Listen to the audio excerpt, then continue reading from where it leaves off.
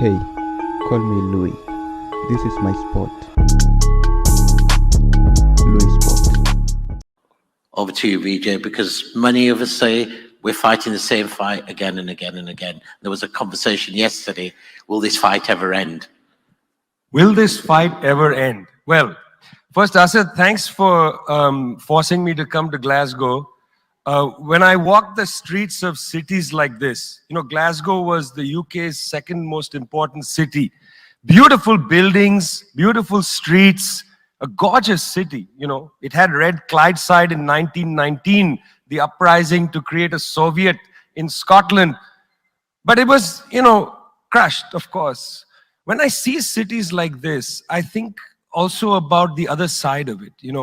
There's a phrase from Walter Benjamin: every monument of civilization is also a monument of barbarism. I think of the famines in Bengal, the jute workers in Bengal sending jute to Dundee through the Glasgow port. I think of human beings from Africa enslaved and brought from Ghana to the New World, and all those prophets getting sucked into cities like London and Glasgow. Between 1765 and 1938, the British Isles stole $45 trillion pounds from India, 45 trillion sterling from India. We never got paid for that. When the British left India, when we threw the British out, our literacy rate was 13%. So much for several hundred years of so-called civilization. Meanwhile, our landscapes were destroyed. Coal was foisted on India. You foisted coal on us. You were the ones that came and made us coal dependent. And then you left, and now you dare to condescend to us. When I listen to Boris Johnson, when I listen to people like Joe Biden, when I listen even more to Emmanuel Macron, all I can think of is how condescending you are. You condescended to us 400 years ago. You condescended to us 300 years ago. You condescended to us 200 years ago. You condescended to us 100 years ago. You're condescending to us today. You only know condescension because for you, colonialism isn't something that happened in the past and we defeated you. It's not that. For you, colonialism is a permanent condition. And that permanent condition happens in two ways. There's the permanent condition of the colonial mentality. You want to lecture us. You want to tell us that we are responsible for all the problems because you'll never accept that you're the one principally to blame. You signed the Rio Formula in 1992 on common and differentiated responsibilities. You like the common part. You like the common part. You like to say we're all in this together and so on. We're not in this together.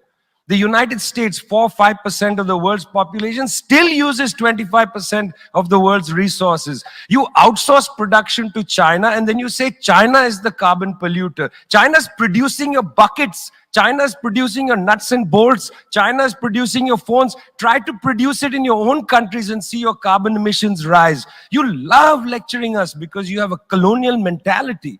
Then there are colonial structures and institutions. You lend us money, and every time you lend us money, which is our money, every time the International Monetary Fund comes to our societies and they tell us, here's the money we are giving you. No, it's our money.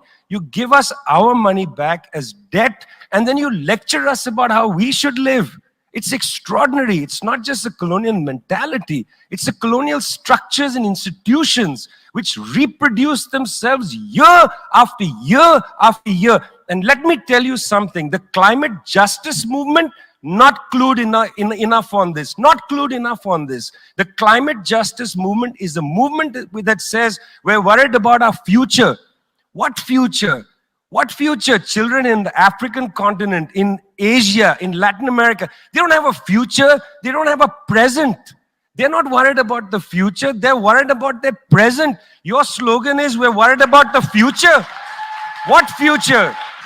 That's a middle-class bourgeois Western slogan. You got to be worried about now.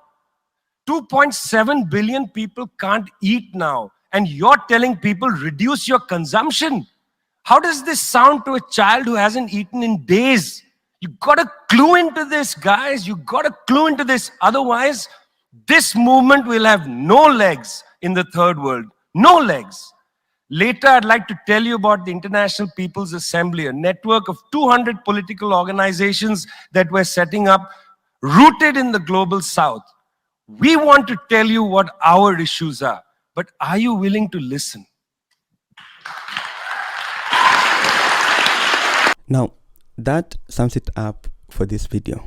What do you guys think? Share thoughts and opinions in the comment section below. Let's have a proper discussion about this without having me impose my opinions and ideas on this matter. Give this video a thumbs up if you liked it, so that the YouTube algorithm can know that this video was so much interesting and share it far wide to more avid viewers just like you. Subscribe and click the notification bell if this is your first time watching these videos, and so that you can be notified as soon as we make a new upload on videos just like this. My name is Louis. Until next time, peace out.